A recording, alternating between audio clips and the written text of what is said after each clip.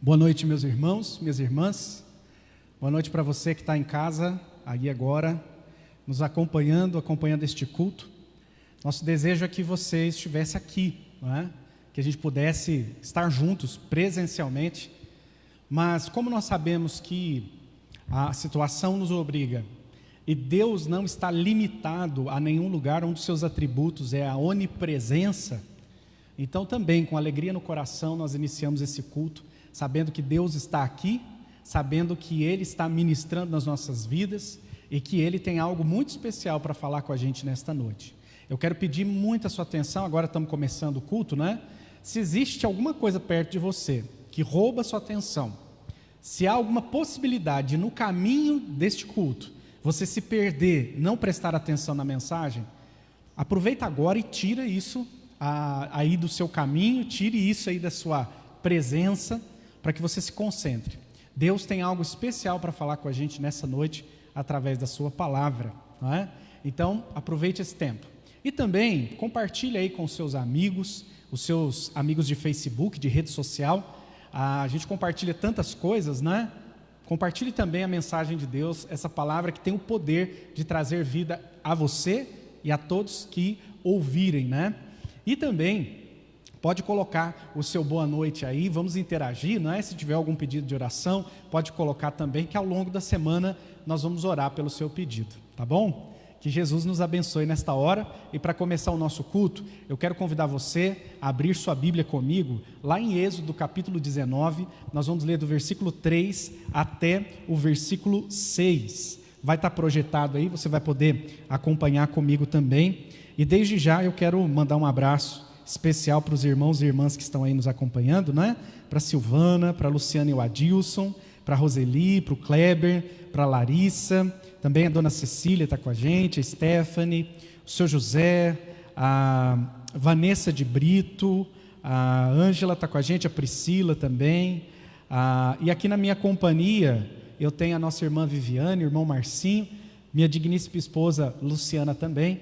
Nós estaremos aqui na parte técnica, eles vão estar na parte técnica e também no momento de louvor. Vamos ler a palavra? Êxodo capítulo 19, do versículo 3 até o 6, diz assim: Subiu Moisés a Deus, e do monte o Senhor o chamou e lhe disse: Assim falarás à casa de Jacó, e anunciarás aos filhos de Israel: Tendes visto o que fiz aos egípcios, como vos levei sobre asas de águia, e vos cheguei a mim. Agora, pois, se diligentemente ouvirdes a minha voz, e guardardes a minha aliança, então sereis a minha propriedade peculiar dentre todos os povos. Porque toda a terra é minha, vós me sereis reino de sacerdotes e nação santa. São estas as palavras que falarás aos filhos de Israel. Nesse trecho aqui, o capítulo 19, ele antecede o texto da nossa série, Leis da Vida, não é? Quando Deus dá o decálogo, os 10 mandamentos. E antes de entregar os mandamentos, Deus diz para o seu povo, ele ordena que Moisés fale ao povo, dizendo que se este povo observasse a sua palavra, observasse a sua lei, este povo seria para Deus como um povo propriedade particular. Um povo que seria para ele uma propriedade privada, né? Seríamos, no caso, o povo de Israel seria para Deus um povo onde ele se manifestaria, um povo que se chamaria filhos de Deus. No Novo Testamento, o apóstolo Pedro, ele renova essa promessa, quando ele diz que aqueles que estão em Cristo Jesus, aqueles que foram salvos por Jesus, aqueles que creem em Cristo como seu Senhor e Salvador, eles são feitos povo, propriedade de Deus, família de Deus. E eu quero te convidar a adorar esse Deus nesta noite, que é seu Pai, que é seu Senhor, que te ama, que cuida de você como um filho, de fato e de verdade. Vamos adorar esse Deus que gratuitamente, por bondade e graça mesmo, Ele nos fez parte do seu povo e do seu reino.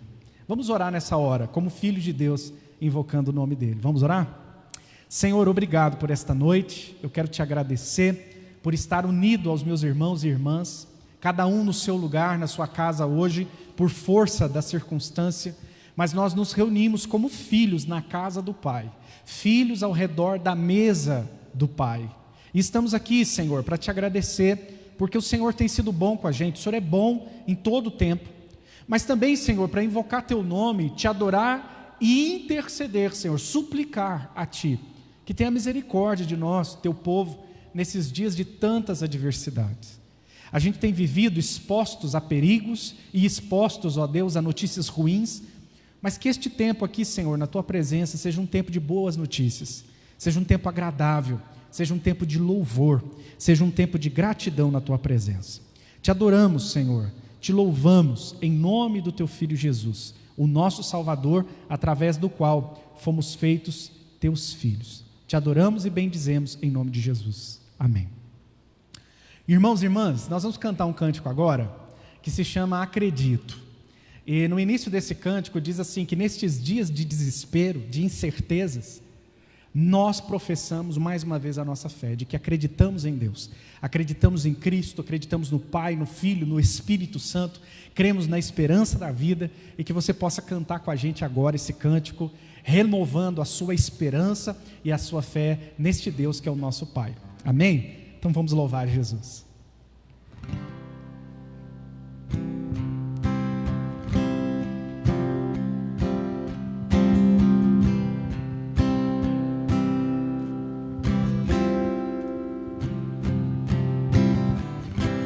Nestes dias de desespero,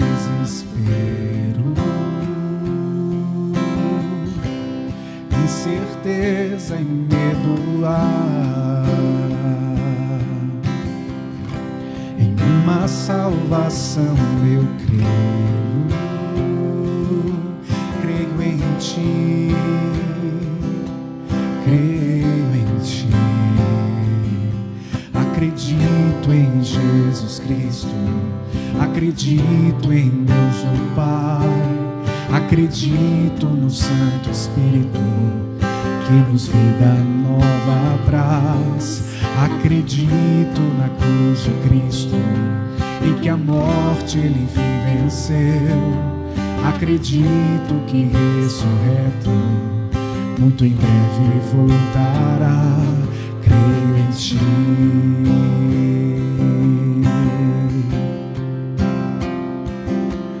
Que nossa fé não sejam hinos, apenas notas em canções, e mesmo em tentações e fracos, creio em ti, creio em ti. Acredito em Jesus Cristo, acredito em Deus o Pai, acredito no Santo Espírito que nos vida nova traz. Acredito na cruz de Cristo e que a morte Ele enfim venceu. Acredito que ressurreto muito em breve voltará. O perdido encontrou perdão, pois agora que o amor venceu e que a igreja viva este amor.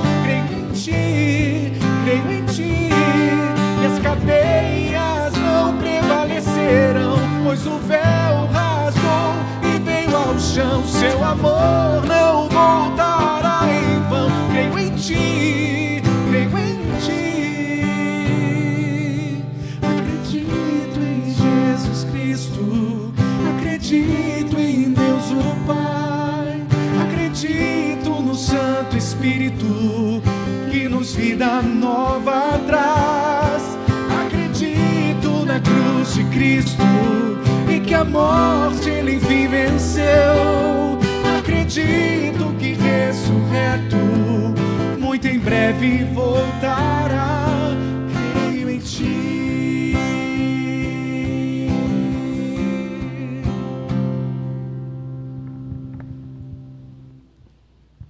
Amém, amém. Você crê? Você crê nessas afirmações, nessa profissão de fé? Eu creio. Eu creio na bondade do Senhor, e eu creio que nós veremos essa bondade de Deus em ação, visível a todos os homens, aqui na terra dos viventes, amém? Que você renove suas esperanças no Senhor. Vamos ler mais um trecho da palavra? Agora lá em Jeremias, no capítulo 2, do versículo 1 até o versículo 8, abra sua Bíblia lá comigo, o texto vai estar projetado também, tá bom? Você vai poder acompanhar aí. Eu quero mandar uma boa noite para a dona Wanda, a Vanessa, que está aí com a gente também, a Maria, a Justina, quem mais está aí com a gente, que eu ainda não falei, o Riberto está com a gente, a Josi, Maíra, que Deus abençoe vocês em nome de Jesus, viu? Vamos lá?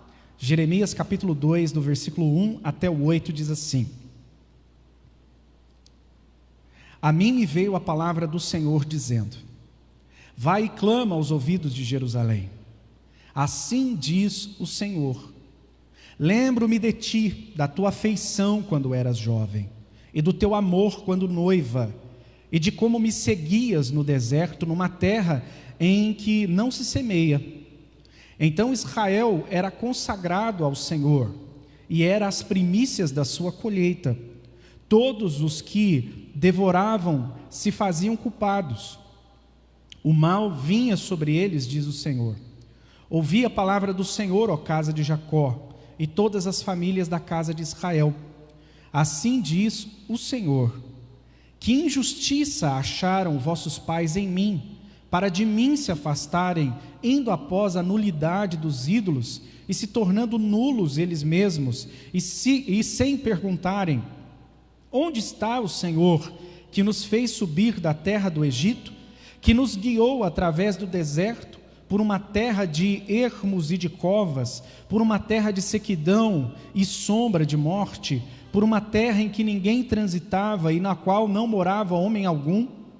Eu vos introduzi numa terra fértil, para que comesses o seu fruto e o seu bem, mas depois de terdes entrado nela, vós a contaminastes, e da minha herança fizestes abominação.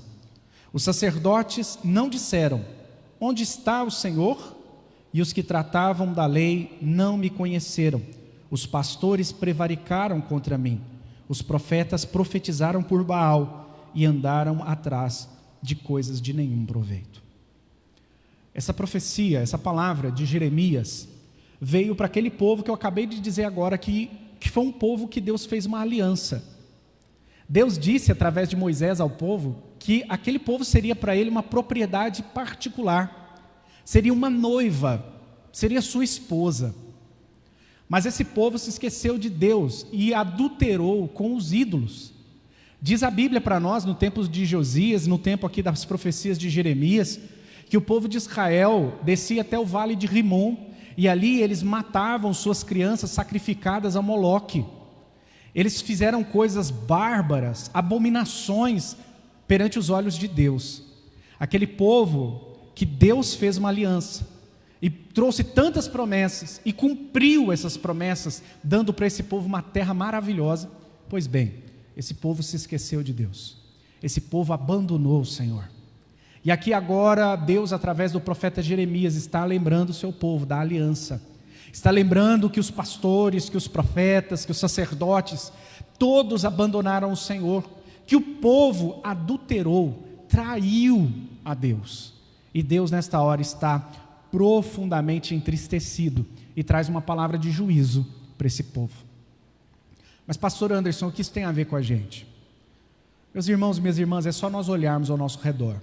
Apesar de professarmos essa fé em Cristo, na cruz de Cristo, apesar de professarmos a fé no Pai, no Filho e no Espírito Santo, nós sucumbimos a muitos ídolos nesses dias. Eu acredito que Deus tem, através de tudo que está acontecendo, nos alertado. Ele tem nos chamado de novo a essa aliança, agora no sangue de Jesus. Fomos salvos em Cristo. Aqueles que creem no Senhor Jesus têm a vida eterna.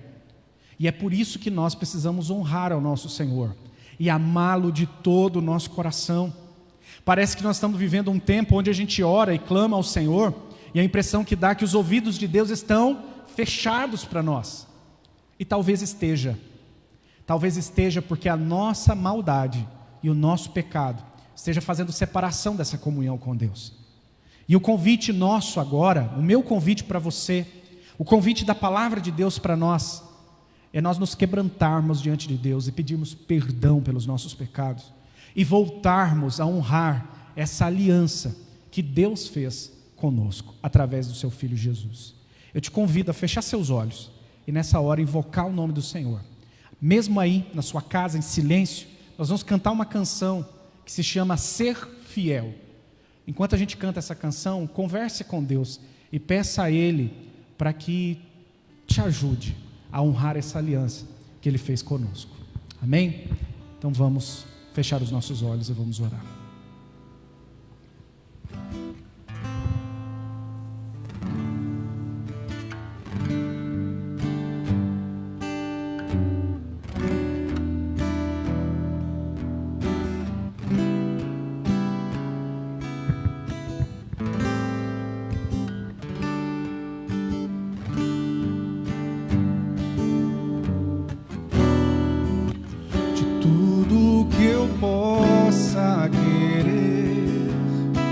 Existe algo que eu desejo mais.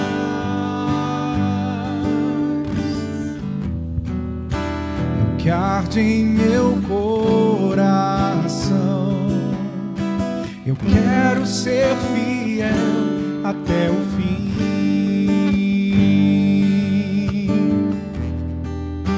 De tudo que eu possa querer, existe algo que eu desejo mais.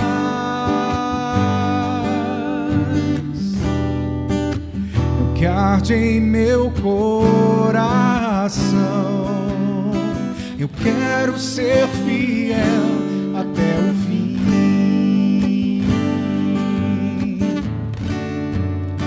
e honrar a aliança que tu tens comigo, custe o que custar, tomar a minha cruz e te seguir, ser fiel. Quero ser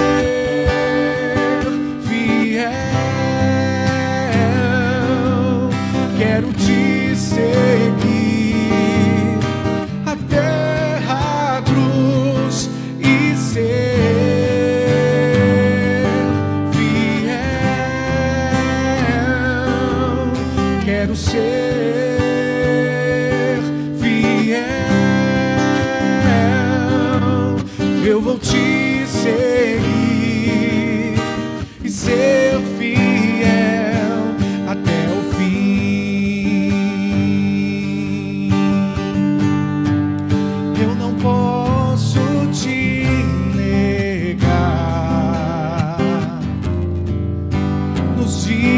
Das provações, custe o que custar, serei fiel, fiel a ti, ser fiel. Quero ser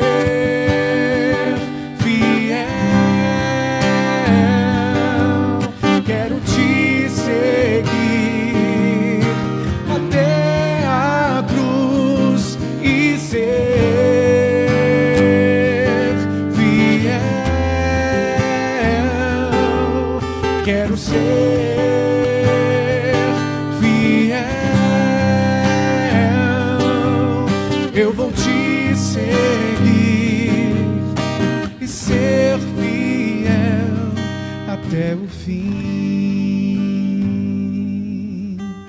Ó Deus bondoso, Nessa hora, Senhor, nós nos quebrantamos na Tua presença e pedimos perdão, Senhor, pelos nossos pecados. Nós temos sido um povo de coração duro, de dura cerviz. O Senhor sabe, ó Deus querido, que temos sido ainda seduzidos por deuses, por ídolos. Ao longo dessa série nós temos visto isso, Senhor. O quanto o dinheiro, o trabalho, os familiares e coisas, ó Deus, que são genuínas, que são corretas, mas que nós temos colocado, Senhor, no lugar, no Teu lugar. Nós temos, ó Deus, criado ídolos que estão tomando o Teu lugar nas nossas vidas. Ó Pai, nos perdoe pela nossa idolatria. Semelhante ao povo de Israel, que se esqueceu do Senhor, que esqueceu das promessas, que se esqueceu da lealdade, a aliança, a honra à aliança, nós também temos feito isso. E nós temos, ó Deus, colhido hoje muitos frutos amargos. Nós temos, ó Deus, colhido frutos de tristeza mesmo, nesses tempos. Perdoa-nos, ó Deus. A Tua palavra nos ensina que o povo que se chama pelo Teu nome, se ele se humilhar e orar, buscar, se converter dos maus caminhos, abandonar os pecados, o Senhor vai ouvir do céu, vai perdoar, vai sarar a terra. Nós Te pedimos isso, Senhor Jesus. Nós precisamos de Ti, ó Deus, tem misericórdia de nós. Eu Te peço, Pai, misericórdia, em nome de Cristo. Amém. Amém. Vamos louvar a Deus com mais uma canção. E essa canção que nós vamos cantar agora tem tudo a ver com o que nós lemos até agora, falamos até agora e oramos. Vamos nos render a Deus. Eu me rendo, Senhor. Eu me rendo ao Senhor. Chega de querer seguir os meus próprios caminhos. Chega de querer ser Deus para mim mesmo. Eu quero me render ao Senhor. Vamos cantar essa canção.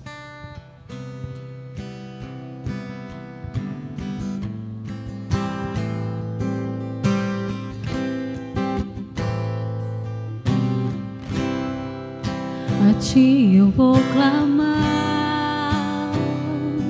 pois tudo vem de Ti e tudo está em Ti. Por Ti vou caminhar, Tu és a direção, o sol a me guiar. Tudo pode passar, Teu amor jamais me deixará. Sempre há de existir novo amanhã preparado pra mim. Preparado pra mim.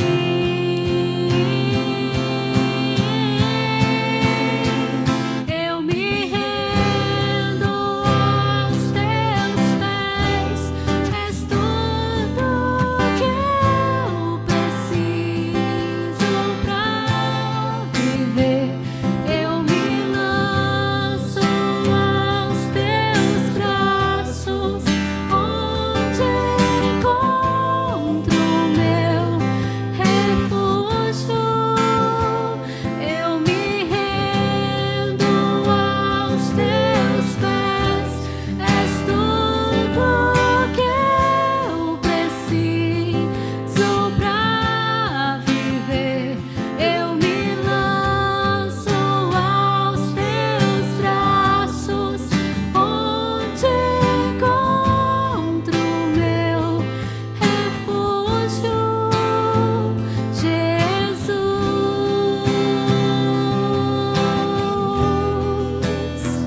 Eis-me aqui,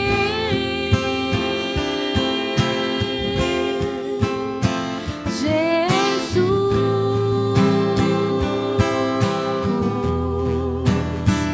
Eis-me aqui.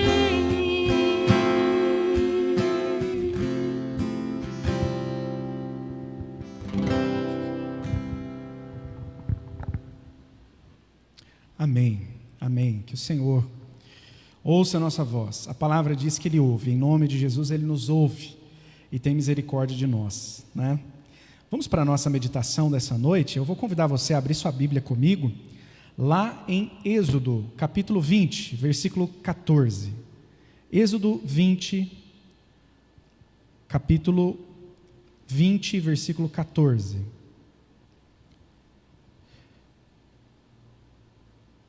Eu quero mandar um abraço aí para o Dudu, meu cunhado, que está aí acompanhando a gente.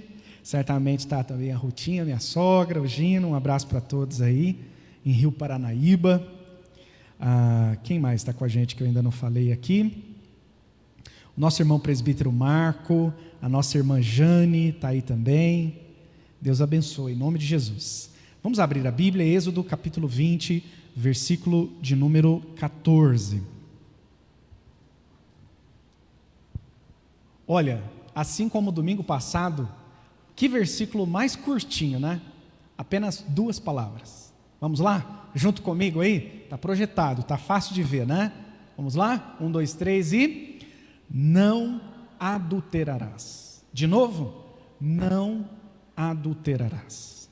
Temos visto nesses dias que as palavras de Deus, dada ali a Moisés e depois renovada em Cristo Jesus, porque depois lá no Novo Testamento nós temos Jesus ratificando, né, a importância desses mandamentos, como nós vamos ver daqui a pouco.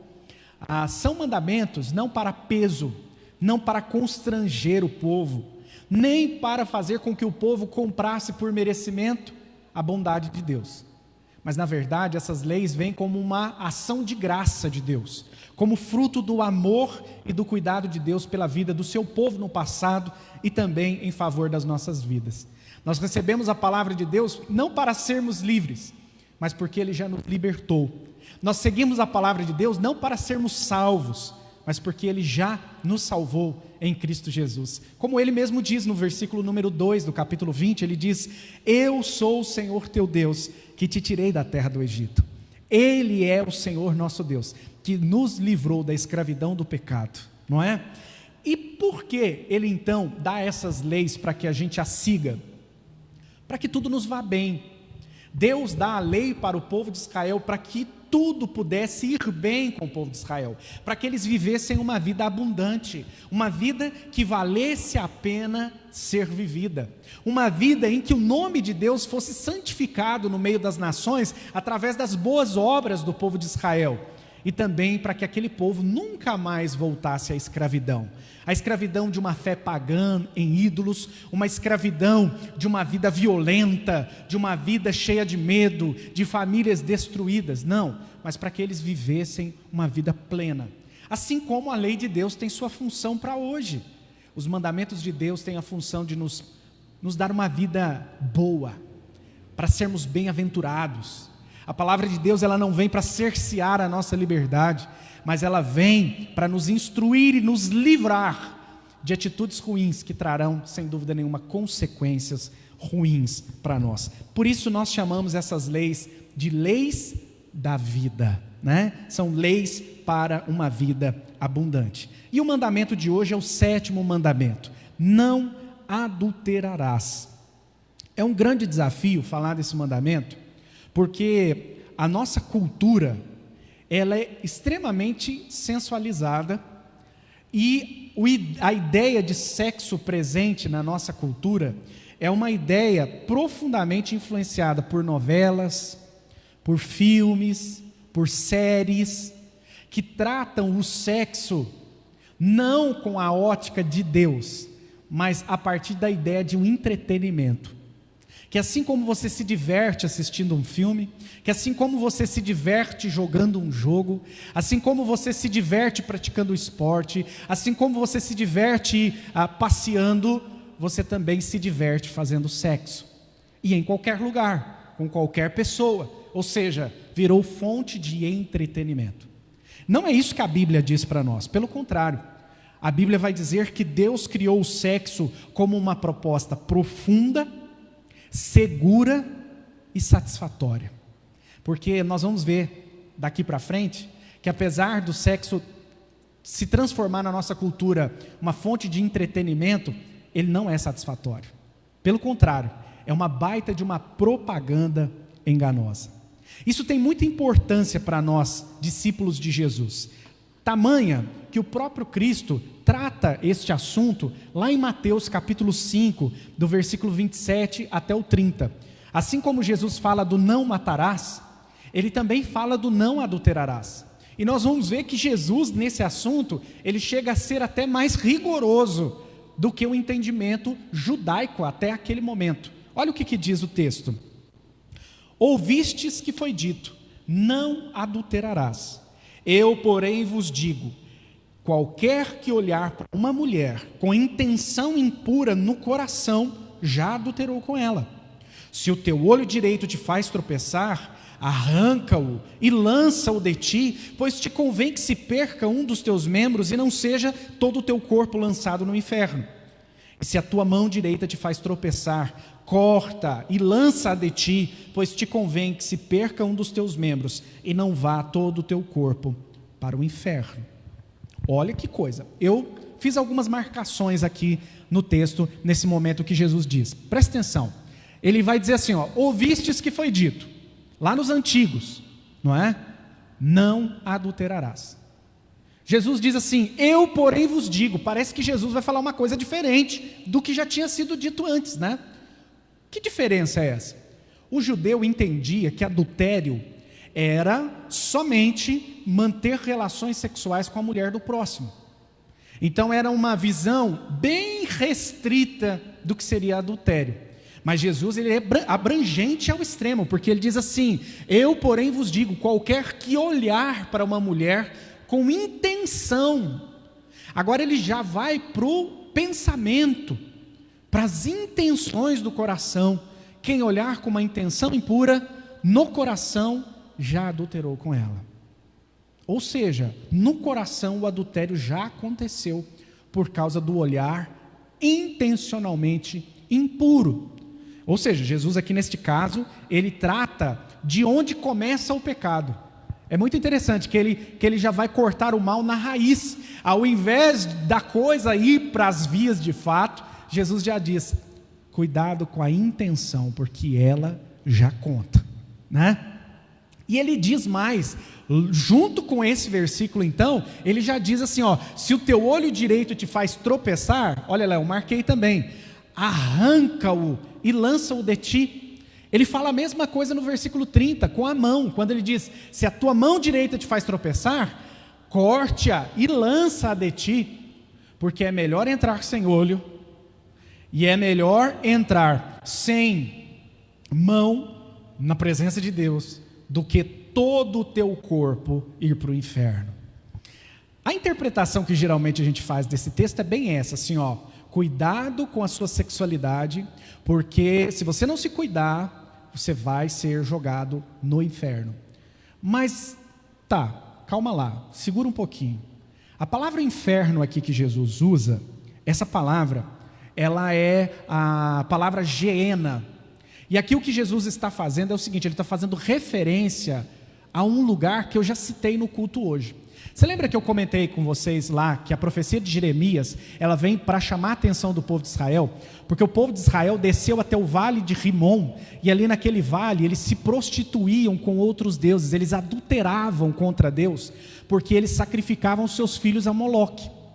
Quando o rei Josias promove um reavivamento da fé do povo de Israel, ele transforma aquele lugar que era usado para atos de sacrifício a Moloque, ele faz daquele lugar um aterro sanitário, tipo um lixão. E aquele lugar era onde o povo de Jerusalém jogava seu lixo. Era um lugar que ficava pegando fogo constantemente, porque estava sempre sendo jogado entulho, sempre sendo jogado lixo ali naquele lugar. E aquele lugar era tido como, primeiro, um lugar indesejável, porque antigamente era um lugar onde sacrificavam crianças. E em segundo, indesejável, porque ali era um lugar também de lixo, fedido, um lugar sujo, não é? E aí o conselho de Jesus é o seguinte, se você for adulterar, melhor te é arrancar a mão, melhor te é arrancar o olho, porque sendo assim, você pelo menos não coloca todo o teu corpo lá no vale de Rimon, em adultério e consequentemente em inferno. O inferno que Jesus está tratando aqui não é necessariamente condenação eterna, é a consequência dos nossos atos. Porque parece que não, mas quem adultera carrega consigo um sentimento muito ruim, que o acompanha em todos os lugares. Aquele homem que trai a sua esposa e volta para casa, ele vê seus filhos, ele vê sua casa, e se ele leva isso em consideração, ele se sente culpado, e ali ele sente uma angústia. A angústia também vai para os familiares, vai para os parentes, vai para a pessoa que foi traída, vai para os filhos quando descobrem essa traição, vai para os familiares, os pais da esposa, os pais do esposo, ou seja, é lançada essa família inteira em geena, ou seja, num estado de sofrimento, de colher a decisão equivocada. Não é raro encontrar pessoas que traíram e que depois vão dizer: puxa, que escolha ruim eu fiz, como hoje eu estou triste, porque eu acabei perdendo aquilo que me era mais caro. É isso que Jesus está falando aqui. Se a tua mão direita, se o teu olho te faz tropeçar, arranca isso de você. É melhor do que fazer perecer o seu corpo inteiro, do que você se ver de repente dentro de uma situação que você não queria estar, você se vê dentro de uma situação que não era mesmo para estar. E aí uma pergunta que fica aí diante de nós imediatamente é: o que significa hoje para você e para mim isso que a nossa mão direita, o nosso olho nos faz tropeçar? O que seria esse risco? Qual mão é essa que a gente precisa cortar? Que olho é esse que a gente precisa arrancar para que o corpo inteiro não vá para o inferno? Talvez seja uma rede social que a gente está dando lugar a procurar, pesquisar um ex-namorado, aquela ex-namorada, e ver como é que depois de 15, 20 anos, como é que ele está, como ela está, não é? Talvez seja mudar até de emprego, porque nesse lugar onde você trabalha, é justamente o lugar onde você está dando espaço para aquilo que não convém. Talvez sejam lugares onde você frequenta, companhias que você tem, que devem ser realmente extirpadas, para que você não se veja por inteiro numa situação que você não gostaria de estar. É muito interessante Jesus tratar isso, mas dá para a gente ir mais além. E eu quero então convidar você hoje para a gente dar 3 passos aqui interessantes rumo ao entendimento bíblico mais profundo do que é este mandamento, o 7º mandamento: não adulterarás. E a primeira coisa que eu quero chamar a sua atenção é para o conceito bíblico, teológico, do sexo vinculado à aliança. A Bíblia, ela vai apresentar o sexo vinculado a um contexto de aliança. E aí, para tratar isso, a gente precisa abandonar 2 visões equivocadas. A primeira visão, que é uma visão bem secular, bem natural do nosso tempo, que é: olha, se você tem vontade, você não pode dizer não. Você tem que ir lá, você tem vontade, você tem um apetite sexual, então vai lá, manda ver, é estimulado, vai com força, faça à vontade. Pois bem, qualquer coisa na nossa vida que a gente fizer, sempre que der vontade, a gente pode se expor a perigos, a riscos, não é? Há um dano aí que pode ser causado. Coma à vontade, sempre que você quiser, e coma tudo que você quiser, na hora que você quiser, de qualquer maneira. Eu acredito que nenhum médico, em sã consciência, aconselharia o seu paciente a uma coisa desse tipo, não é? Aí, durma à vontade também, faça o que você quiser, administre sua agenda, do jeito que te der na telha. O que você sentir vontade, faça. Eu duvido que você consiga se sustentar num emprego por muito tempo com esse pensamento. Eu também imagino, e olhando para a Bíblia, que satisfazer os nossos apetites sexuais sempre que der vontade, do jeito que der vontade, isso também pode trazer prejuízo. O outro lado dessa moeda é pensar que o sexo é sujo e degradante, algo que a religião por séculos ensinou, especialmente no período medieval, que a relação sexual era estritamente para a reprodução. Pois é, quando eu olho para Gênesis lá no capítulo 1, não é isso que eu vejo. Pelo contrário, capítulo 1 e 2, quando Adão e Eva se encontram e diz a Bíblia que eles se conhecem, né? E o conhecer ali é ter relação sexual. Infelizmente a igreja no período medieval relacionou o pecado original à sexualidade, uma coisa que qualquer mínima interpretação você vai entender que não tem absolutamente nada a ver. Pois bem, o sexo não é sujo nem feio. Deus não fica da porta para fora quando o marido e a esposa estão se relacionando. Aquele ato em si glorifica e alegra a pessoa de Deus. Então, se eu não vou nem para 8, nem para 80, onde é que eu fico nessa história? A visão bíblica de sexo é a ideia de um sexo que seja uma fonte de satisfação, de completude, num contexto muito mais abrangente. Porque mais do que sexo, o ser humano precisa ser amado. Por isso o sexo, se não há essa aliança de que nasce no amor, e a gente vai ver, muito interessante como que a Bíblia vai trabalhar essa ideia de amor, fora disso, o sexo não vai ser satisfatório. E vai haver a procura aqui e ali, mais um pouco e um pouco mais, e vai haver ali uma frustração e um vazio, porque ele não vai cumprir o objetivo para o qual ele existe na nossa vida, né? Como imagem e semelhança de Deus. Se o ser humano, o que ele deseja mesmo é o amor, olha que interessante, o livro de Cantares, que foi um livro escrito por Salomão, um livro poético da Bíblia, e que é um livro justamente de um homem para uma mulher, de um casal, né? Da mulher para o seu marido, o seu noivo, e do noivo para a sua esposa ali, não é? Nesse livro extremamente romântico, vai ser apresentado ali 3 palavras para amor, que são traduzidas por amor para nós, mas que é muito mais profundo que isso. Veja só, a primeira palavra que o autor lá de Eclesiastes vai trazer para essa relação marido e mulher, a primeira palavra que é o amor, é a palavra raiá. E o que isso significa? Um amor amigo, um amor companheiro, que é o coração do relacionamento, que é o embrião e que vai ser o coração desse relacionamento. Aquele amor, aquele homem que se declara para aquela mulher em Cantares, ele vai falar do amor que ele sente, que é um amor companheiro, que é um amor amigo, que se reflete onde na nossa vida? Nessa amizade que existe entre, ou deve existir entre os namorados, não é?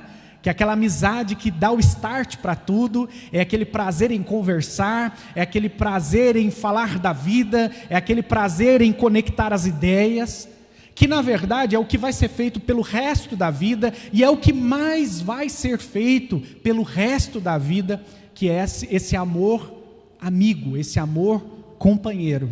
E esse amor está presente naquele casal de Cantares.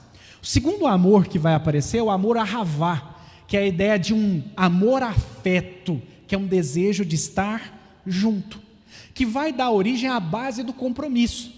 Começa pela amizade, o companheirismo, em seguida um desejo de estar juntos, um desejo de compartilhar a vida, um desejo de caminhar ali em aliança. E é aí que a coisa começa, porque, puxa, vamos dar um passo a mais no nosso relacionamento? Eu gosto de estar com você gosta de estar comigo, as nossas ideias se conectam, e eu quero te ter para dividir minha vida, vamos juntos? E aí caminha, e esse casal que está em Cantares também demonstra esse amor a ahavá. E por último, o terceiro amor é o amor dode, que em grego vai ser traduzido por eros, ou seja, um amor prazer, que é de fato o erotismo, a sedução, a intimidade física, que vai ser o vínculo final, onde será dito por ele e por ela: pertenço completa, inteira e exclusivamente a você. Olha que interessante.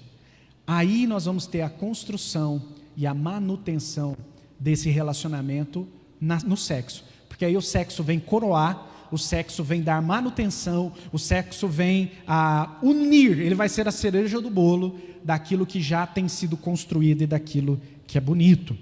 Quando eu olho para essas 3 dimensões, naquele casal, que é um casal modelo para nós, o casal de Cantares, nós vemos nessa relação íntima deles, o amor raiá, que é uma amizade, nós vemos esse amor ahavá, que é esse afeto e esse desejo de partilhar a vida, e esse amor eros, que é a completude, a intimidade física, o sexo, que vai ser a construção e a manutenção desse relacionamento.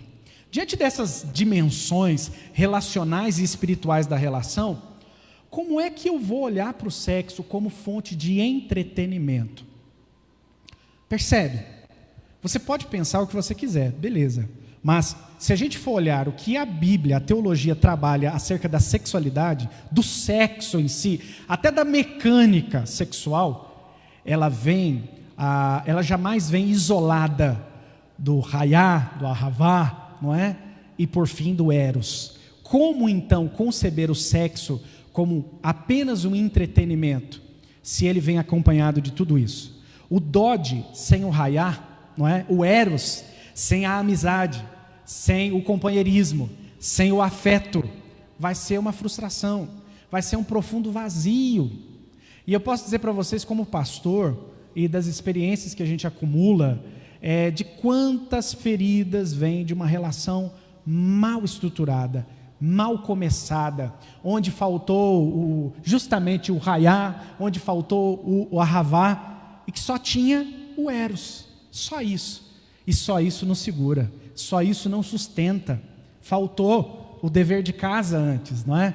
É por isso que o ser humano, mais do que do prazer mecânico sexual, o desejo dele é por ser amado, e é por amar também, não é? Outra coisa que eu acredito que seja importante, outro aspecto ligado ao não adulterarás, além dessa ideia do sexo dentro desse contexto de aliança, são os tipos de infidelidade. Quando a gente olha lá para Jesus, Jesus já deixa o negócio bem abrangente, porque ele diz que aquele que olha com uma intenção impura no coração já adulterou. Então parece que a infidelidade, ela pode estar em questões muito mais discretas, não é? Muito mais sutis, e parece que sim mesmo. Agora pensando na relação marido e mulher, um tipo de infidelidade, ou melhor, desde namorados, né? Um tipo de infidelidade pode ser um comprometimento condicional. O que seria isso? Sabe aqueles casais que fogem de um compromisso mais sério? A moça diz assim, olha, eu acho que está na hora da gente casar, né? Vamos casar? Porque a gente já está junto há tanto tempo. E aí a resposta pode ser aquela assim, eu acho que não é hora ainda, porque a gente ainda tem isso, tem aquilo outro, vamos fazer outro, porque esse é um passo muito sério. O reverendo Ricardo Agreste, quando trata desse mandamento, ele diz assim, olha, cuidado, não, vamos esperar um pouco mais, pode ser traduzido por, estou aberto ao mercado, as opções ainda estão em aberto, pode ser que, por enquanto está bom assim, mas pode ser que alguma coisa mude, e eu queira ter um relacionamento com outra pessoa. Então, se os nossos compromissos, eles são condicionais, eles são frágeis, pode significar que nós estamos abertos para o mercado, e pode ser que isso signifique que a qualquer momento essa relação pode romper, e essa pessoa apenas perdeu o tempo ao lado de outra, que não tinha amor incondicional, mas um amor absolutamente condicional ao tempo, à temperatura e a outras oportunidades que pudessem surgir dali em diante. Outra coisa é a intimidade alheia, que pode ser um tipo de infidelidade. O que seria isso? Lembra que eu disse para você que o raiá, o ahavá, né, a amizade, o companheirismo, o desejo de estar junto, o compartilhar a vida, compartilhar ideias, sonhos, opiniões, é algo muito necessário para o amor, que é aquele amor de Cantares, que é o amor ideal, né, de uma relação feliz. Pois bem, às vezes nós abrimos brecha, homens, maridos casados, para terem amigas, que eles abrem e descortinam seus corações. Amizades assim, que não há relacionamento sexual. No entanto, há um prazer, uma amizade tão profunda, que pode ser bem estranho que isso aconteça. E pode ser um tipo de infidelidade, porque essa amizade, esse compartilhar, essa afinidade, ela é do cônjuge. Ela deve ser criada, cultivada no casamento, entre marido e mulher, e não para um terceiro. Não cai bem, não é?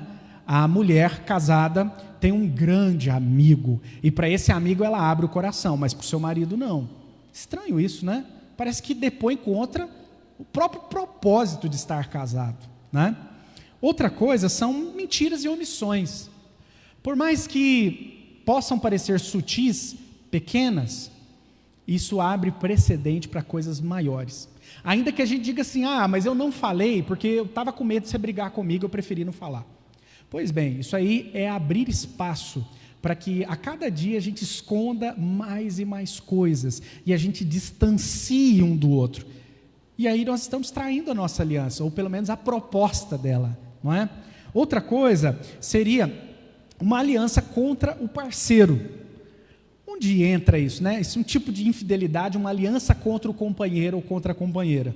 Isso pode acontecer nos almoços de família, quando a mulher aproveita a ocasião para diante da família, ou diante da irmã, da prima, da mãe, falar e criticar seu marido, não é? E colocá-lo em situações às vezes desagradáveis, vexatórias.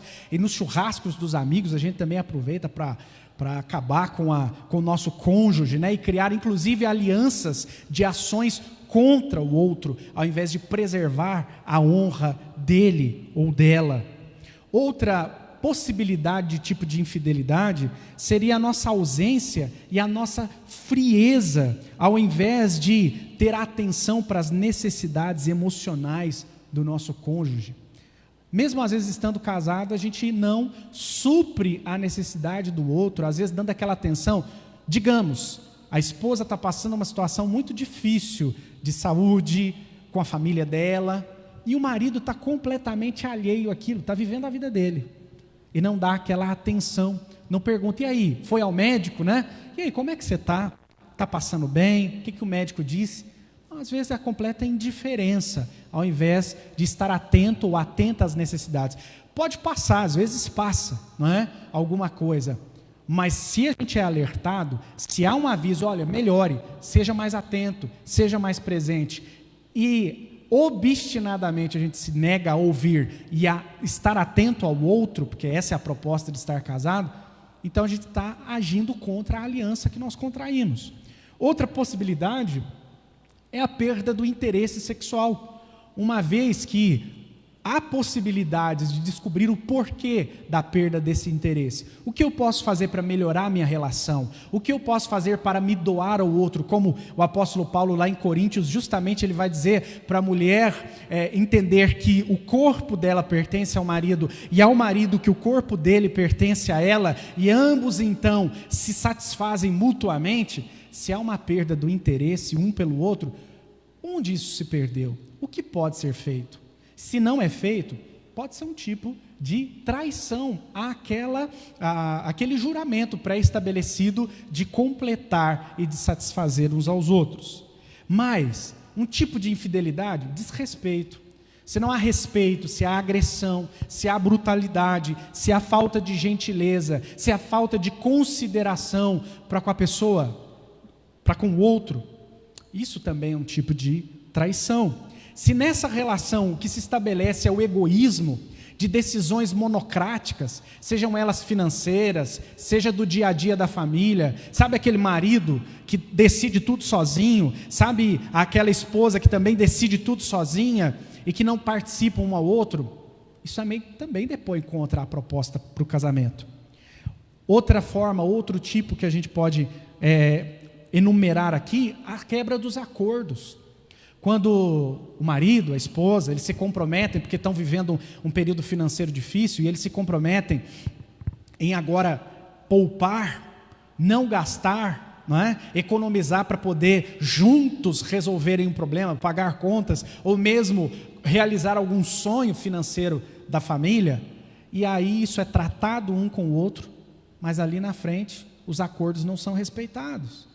E aí o marido descobre que ela está comprando, continua, porque aí vem uma cobrança lá da loja da Carlota, e aí vem não sei o quê, e fala, mas nós não combinamos.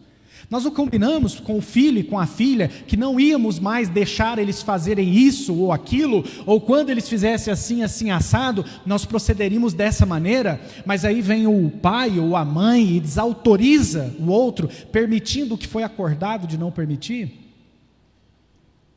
E por último, a gente pode pontuar um tipo de infidelidade ou de deslealdade, os relacionamentos virtuais. Eu já mencionei agora há pouco, mas não é raro. Existem até pesquisas que apontam isso, o impacto das redes sociais no aumento de divórcios, né?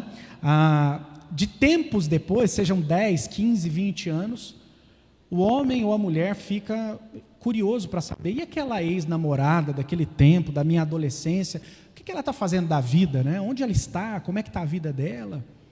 E aí a gente vai pesquisar, vai mandar um convite de amizade, vai começar uma conversa, ou de uma pessoa completamente estranha, mas de uma conversa ou de uma relação estabelecida virtualmente, completamente fora dos parâmetros, para alguém que está dentro de um compromisso e de uma aliança. Sem contar a pornografia, que também é um tipo de infidelidade, se nós voltarmos lá ao que Jesus mesmo diz, se olhar com a intenção impura.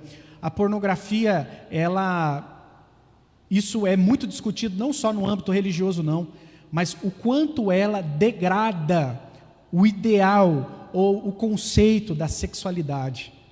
Porque se nós esperarmos que o nosso cônjuge seja um ser humano de carne e osso normal, ele nunca terá, jamais terá, nem a aparência, nem do ponto de vista estético, nem o desempenho de atrizes ou atores deste mundo da pornografia, que na grande maioria, e se você pesquisar a respeito, você vai descobrir que muitos deles fazem uso de drogas, são de fato dependentes químicos, e justamente para conseguir filmar aquelas cenas que depois são vendidas como ideal de vida sexual e que pervertem a nossa imagem de ser humano, a nossa imagem do outro e de como é que vai ser uma relação sexual saudável, né? E por último, o terceiro ponto que eu gostaria de falar com vocês sobre aspectos que estão ligados ao não adulterarás, também tem a ver com a lealdade nos nossos relacionamentos. Vocês viram no primeiro ponto que a Bíblia ela vincula a sexualidade a um contexto de um amor completo, um amor amigo, um amor companheiro, um amor afetuoso e o amor eros, não é? Não é só o amor eros desconectado de uma completude e de uma proposta de amor maior, não é? Profunda e segura. Nós vimos também que há tipos de traição e de deslealdade na nossa relação conjugal, não é? Que pode estar nos assediando. E por último aqui, a lealdade nos relacionamentos como um todo. Porque esse mandamento não adulterarás é um mandamento negativo, do ponto de vista de dizer um não. Ele restringe, mas ele tem um aspecto positivo. Se ele está dizendo não adulterarás, ao mesmo tempo ele está dizendo o seguinte: seja uma pessoa leal. E leal a quem? Às nossas relações, aos nossos relacionamentos como um todo. A nossa cultura, ela valoriza o que é novo. Ela valoriza a última informação do mercado, ela valoriza a última novidade tecnológica, ela valoriza as últimas verdades ou os conselhos dos gurus da vida.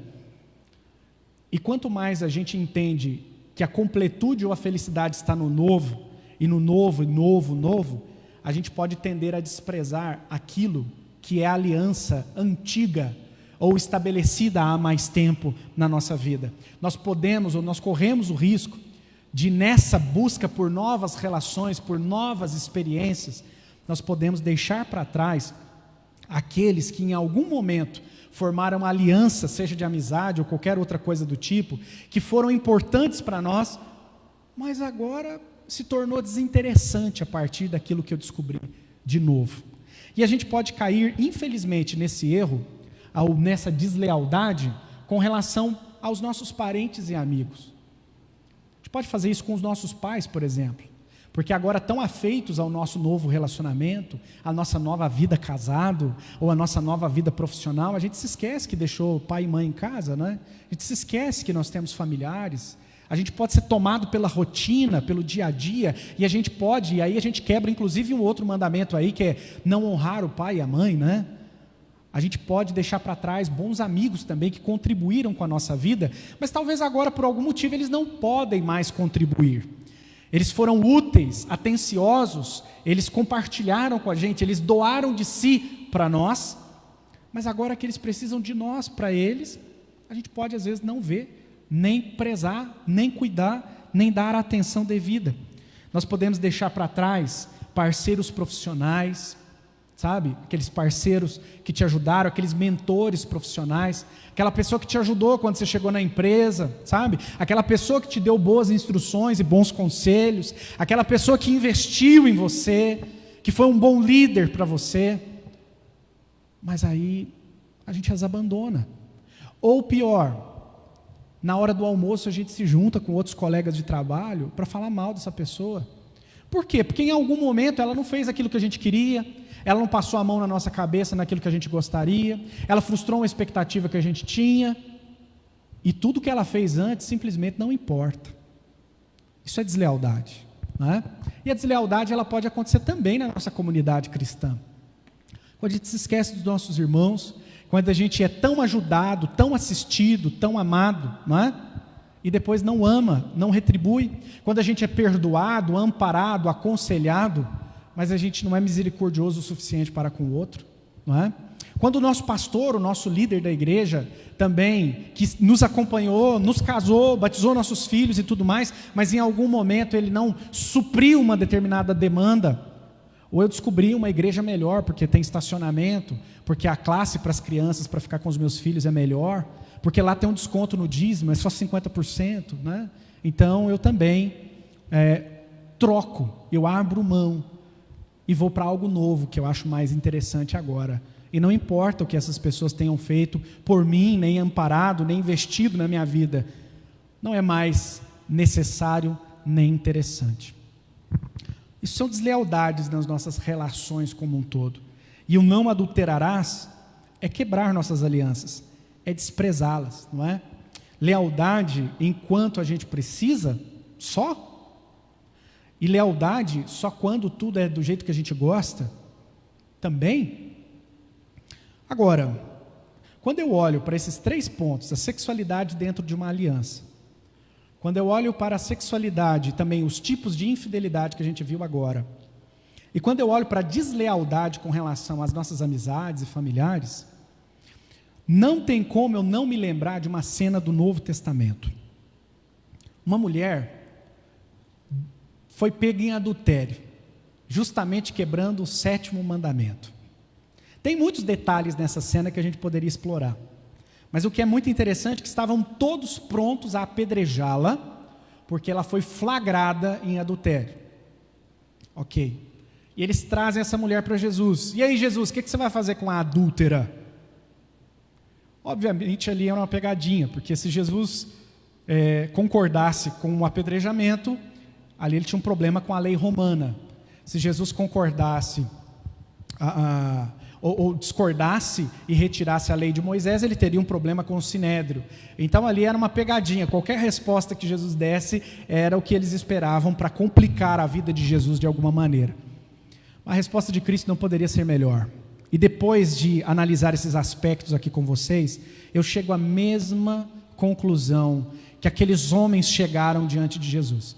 Porque Jesus disse para eles assim, olha, quem não tem pecado, ou melhor, quem não tem este pecado, atira a primeira pedra, vai lá. Quem nunca adulterou, manda ver. Quem nunca olhou com intenção impura, dá a primeira pedrada. Quem nunca foi desleal nos seus relacionamentos, pode matá-la. Quem nunca, em algum momento, de alguma maneira, adulterou, que fique à vontade. E é interessante que a cena diz que dos mais velhos para os mais jovens. E aí a maturidade, ela ensina muito, né? Ou pelo menos a gente tem mais consciência de que pecou até mais, né? Então eles vão abandonando a pedra, jogando no chão e vão embora. Como Jesus trata com um adúltero e com uma adúltera? Como Jesus trata comigo e com você?